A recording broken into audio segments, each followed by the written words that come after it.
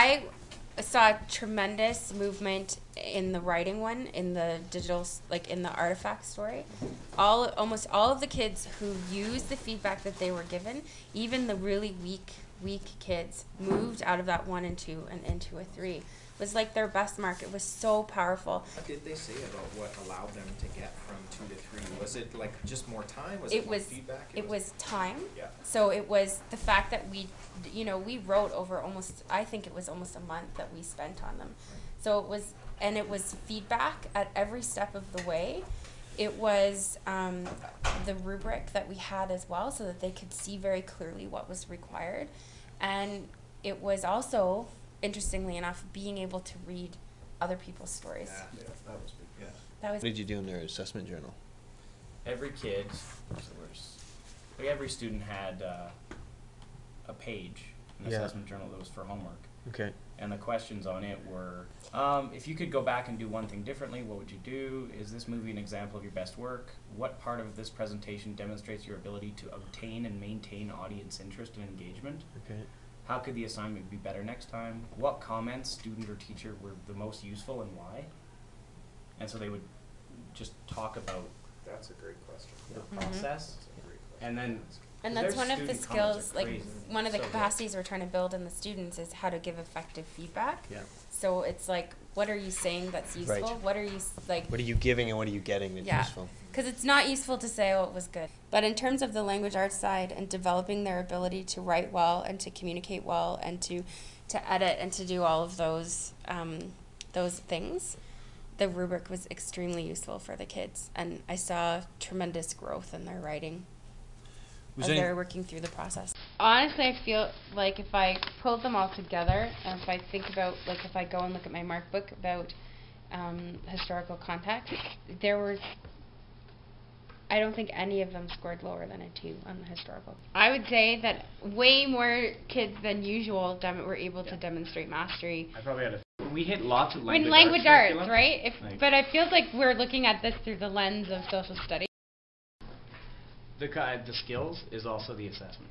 Yeah. I think when we did the assessment journal and then publicly kind of marked those digital stories and then talked about how can we make that assignment better, and then had parents and students going over a rubric together, arguing why it's a 2 or a 3. Just using rubrics, reflecting on rubrics, and having student comments probably had some of the better discussions this term. Well, and I just find it, for me, what's so interesting is that we went into this, and when you look at what our original goals were for it, they were so social studies focused, right? Like in terms of the content that we wanted to cover, but really I think what came out of it was a whole schwack of language arts curriculum covered, right? And then we've taken that now out into the social studies realm. I'm not really sure that we did what we thought. If we look at this, you could go check, check, check, check, check. Up here, not so much. Yeah. Except I would say with the historical empathy or historical thinking, we certainly built that, and I think that we have lots of work that demonstrates that. Like I could not tell you with 100% confidence that my kids are fantastic researchers, because I don't think I have anything that would concrete that would support that. I could tell you my sense. Immigration. Okay, we landed at Pier 21 on our trip from Austria. My parents owned the bell from the boat. But I think what those stories did come up, but they weren't. It wasn't part of the assignment. No, and it's nothing that we could. And it's nothing that we could say that we could assess. We can't be credited for it. No, and we can't assess that either, right? Like, what did they learn? Maybe that one kid learned that, but in terms of what the whole group learned, nah.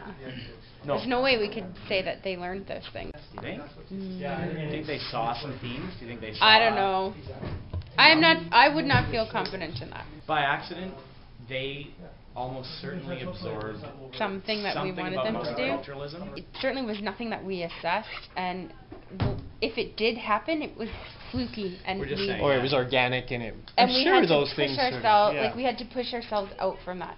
So like the culture clash thing is there, but it was nothing that we surfaced. Subliminal learning. But we carried it over into the Rabbits project, right? The Rabbits and Lorax.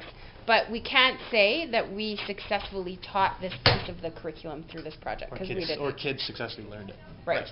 Go back to the strengths. You had strong student buy-in. You had student interest in history and their personal history, and you had students working with their families. We needed to do this like the 2 weeks in August when we came back.